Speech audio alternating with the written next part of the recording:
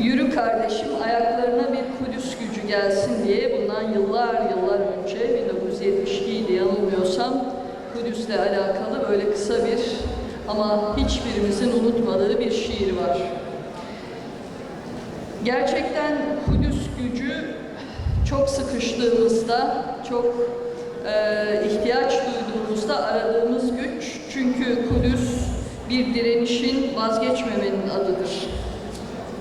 Şurası bir gerçek ki dünyada milyonlarca insan ayaklarında Kudüs gücünü hissederek yaşamaktadır.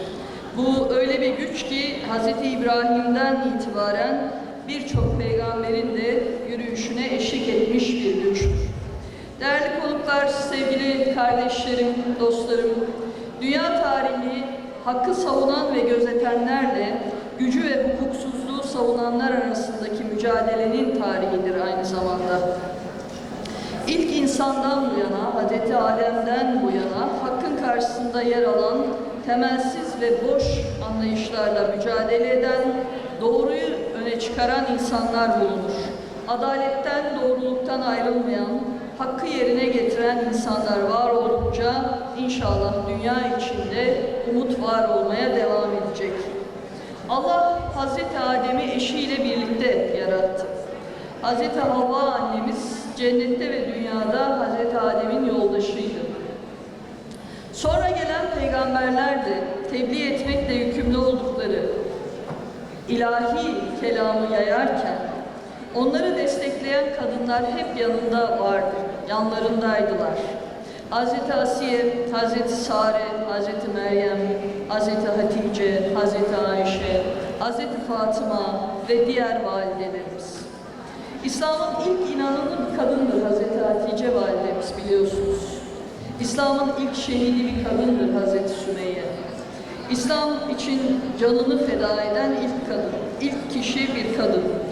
Bu bize göre içinde büyük bir mesaj barındırır. Kur'an-ı Kerim'de bahsi geçen diğer hanımları da düşündüğümüzde yiğit ve cesur kadınlar bize sabrı, tevekkülü, azmi ve mücadeleyi öğretmiştir.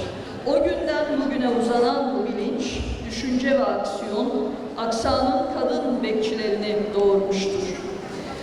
Hayatını Filistin davasına adayan ve Mescid-i Aksa'da nöbet tutan murabıt kadınların büyük mücadelesini övgü ve gıptayla takip etmekteyiz.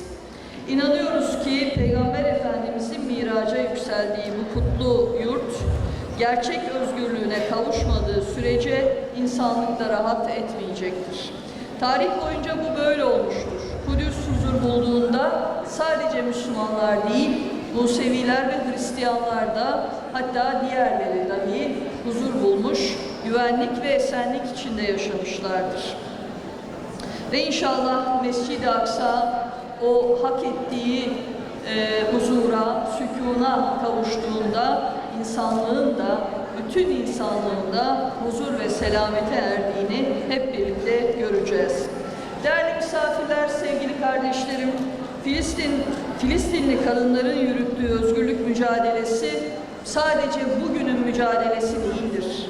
100 yıldır Filistinli kadınlar bu toprakların İslam kimliğini, Müslüman kimliğini kaybetmemesi için çabalıyorlar.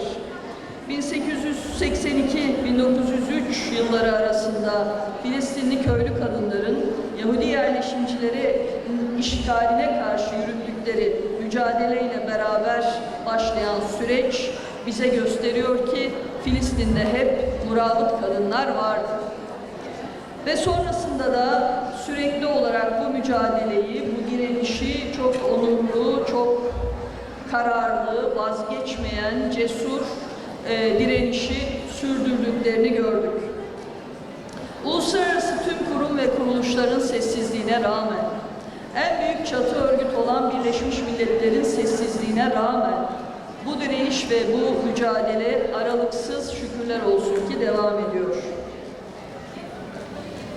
Ve dünyada vicdanını yitirmemiş herkesin destek verdiği bir mücadele, Filistin mücadelesi, Mescid-i Aksa mücadelesi.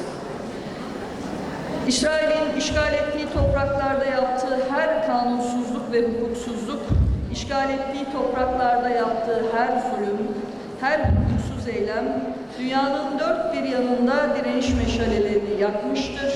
Bundan sonra da inşallah yakacaktır. Pek çok isim var ama benim de hala büyük bir saygıyla ve doğrusu hüzünle hatırladığım bir isim var bu direniş meşalelerinden birisi. Rachel Corrie, hepinizin bildiği isim. 23 yaşında Amerika Birleşik Devletleri'nden kalkıp Gazze'de hukuku hiçe sayan işgalcilere karşı direnişe geçen, onların karşısına geçen ve canını veren bir isim, genç bir isim. Burada kendisini sizlerin huzurunda bir kez daha saygıyla anmak istiyorum. Türkiye'de yıllar önce Kurtuluş Savaşı'nı verirken yine kadınlar o savaşta da en ön cephedeydiler.